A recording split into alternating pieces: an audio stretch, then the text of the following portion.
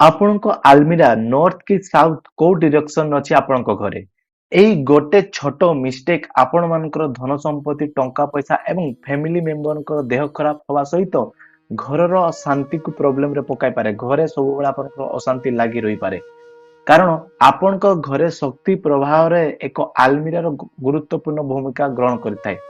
ନଗଦ ରଖିବା ଠାରୁ ଟଙ୍କା ପଇସା ନିଜର ଡ୍ରେସ ପୋଷାକ ଯେଉଁ ସବୁ ଜିନିଷ ଆପଣ ପିନ୍ଧୁଛନ୍ତି ସେଉ ସବୁ ଜିନିଷ ଆମେ ଆଲମିରାରେ ରଖିଥାଉ। ଆଲମିରାର ଗୋଟେ ଇନକରେକ୍ଟ ପ୍ଲେସମେଣ୍ଟ ମାନେ ଯୋଉଠି ବି ଆପଣ ଆଲମିରା ରଖୁଛନ୍ତି ଯଦି ଗୋଟେ ଖରାପ ଡିରେକ୍ସନ ରଖୁଛନ୍ତି ତାହେଲେ ଏସବୁ ଜିନିଷ ଆପଣଙ୍କର ଘରେ ନିଶ୍ଚିତ ଭାବରେ ପ୍ରୋବ୍ଲେମ ପକେଇ ପାରେ। ତ ଦର୍ଶକ ବନ୍ଧୁଗଣ ଚାଲନ୍ତୁ ଆଉ ଡେରି ନକରି ଡାଇରେକ୍ଟ ଭିଡିଓର ଟପିକ କୁ ଯିବା। ପ୍ରଥମେ ନର୍ଥ ଡିରେକ୍ସନ। ଏଇ ନର୍ଥ ଡିରେକ୍ସନ କଣ ନା ଏହି ଡିରେକ୍ସନରେ ଯଦି ଆପଣ ଆଲମିରାର ମୁହଁ କରି ରଖୁଛନ୍ତି ମାନେ ଦକ୍ଷିଣ ଦିଗର କାନ୍ଥରେ ଆପଣ ଆଲମିରାକୁ ରଖିବେ ଏବଂ ନର୍ଥ ସାଇଡ ଯୋଉଟା କି ଆପଣଙ୍କର ଉତ୍ତର ଦିଗ ରହୁଛି ସେଇ ପଟକୁ ଯଦି ଆପଣଙ୍କର ଆଲମିରାର ମୁହଁ ଖୋଲୁଛି ଏଇ ପଟକୁ ରଖିବା ଦ୍ୱାରା ଆପଣଙ୍କର ଘରେ ଧନ ସମ୍ପତ୍ତି ବଢିବାରେ ଲାଗେ, ଟଙ୍କା ଆସିବାକୁ ଲାଗେ। ଘରେ ଯଦି ଜବ୍ ହଉନି କାହାର ଜବ୍ ହୋଇ ମଧ୍ୟ ଯାଏ, କୋଉଠି ନା କୋଉଠି ଆପଣଙ୍କର ବିଜନେସରେ ଆପଣଙ୍କୁ ସକ୍ସେସ ମିଳିବାକୁ ଲାଗେ। କାହିଁକି ନା ଏଇ ଯୋଉ ଉତ୍ତର ଦିଗ ହଉଛି କୁବରେ ଦେବତାଙ୍କ ଦିଗ।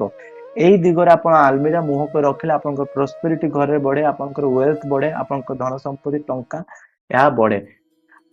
ଏହା ଦ୍ୱାରା ଆପଣଙ୍କର ଫାଇନାନ୍ସିଆଲି ଗ୍ରୋଥ ମଧ୍ୟ କରେ। କାହିଁକି ନା ଏଇ ଜିନିଷଟି ବହୁତ ଇମ୍ପୋର୍ଟାଣ୍ଟ। ଆପଣଙ୍କର ଯୋଉ ଘରର ଆଲମିରା ରଖୁଛନ୍ତି ତାକୁ ନିଶ୍ଚିତ ଭାବରେ ନର୍ଥ ଡିରେକ୍ସନରେ ମାନେ ନର୍ଥ ଆଡକୁ ମୁହଁ କରି ଖୋଲିବ ଏବଂ ସାଉଥ ର କାନ୍ଥକୁ ଲାଗିବ ଆଲମିରା।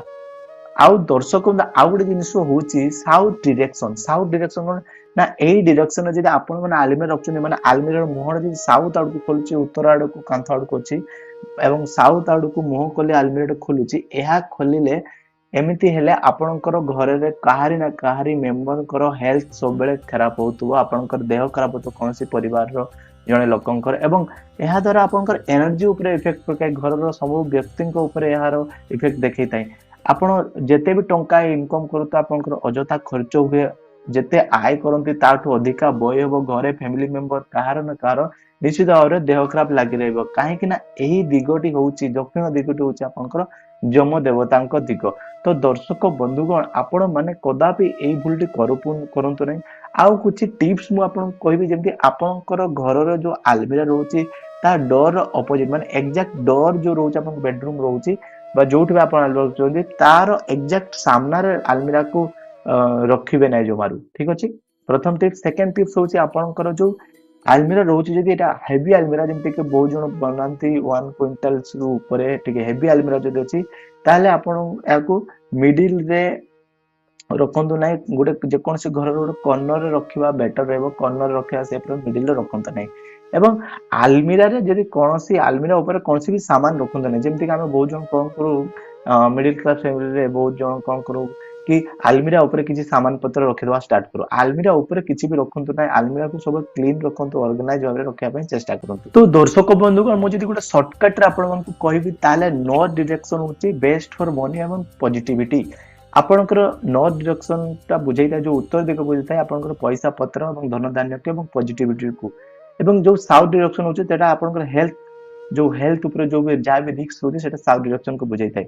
ତ ବୋନସ ଟିପ୍ ମୁଁ ଆପଣଙ୍କୁ ଏଠି ଜଣାଇବା ପାଇଁ ଆଉ ଗୋଟେ ଚାହିଁବି, ମିରର ଯଦି ଆପଣଙ୍କ ଆଲମିରା ରଖିଛନ୍ତି ଏଭଳି ମିରର ବନେଇବା ଉଚିତ ନୁହେଁ। ଯଦି ଲାଗିଛି ତାକୁ କଭର କରି ରଖନ୍ତୁ। କାହିଁକି ନା ଏହା ଆପଣଙ୍କର ଘରର ଏନର୍ଜିକୁ ଡିଷ୍ଟର୍ବ କରିଥାଏ। ଯଦି ଆପଣ ଆପଣଙ୍କ ଶୋଇବା ଘରେ ଏକ ଆଲମିରା ଲଗାଉଛନ୍ତି, ଆଲମିରାଟି ରଖୁଛନ୍ତି, ତେବେ ଏହାର ଚାରି ପାଖରେ ଦେଖନ୍ତୁ ଯୋଉ ରହୁଛି ସେଇ ଯୋଉ ଆଲମିରାରେ ଆପଣ କୌଣସି ପାଖରେ ବି ଆପଣ ଦର୍ପଣ ରଖନ୍ତୁ ନାହିଁ, ମିରର ରଖନ୍ତୁ ନାହିଁ।